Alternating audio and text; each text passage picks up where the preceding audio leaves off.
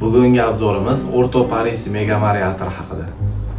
Tasavvur qiling, siz quyosh botishini qaynoq nurida Zumrad okeanida suzib ketyapsiz. Bu atrimizni Yuni atrilar qatoriga kiradi.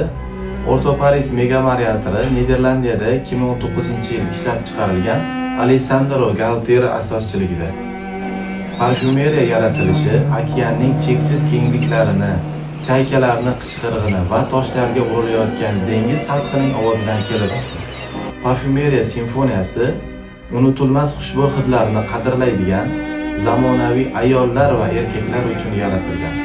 Orto Paris Mega Mare yorqin va tetiklantiruvchi nozik amber hidi, nam yog'ochning kompozitsiyasi, ulkan erkinlik, uyg'unlik va haqiqiy go'zallik mujassam etadigan atirlardan biri hisoblanadi.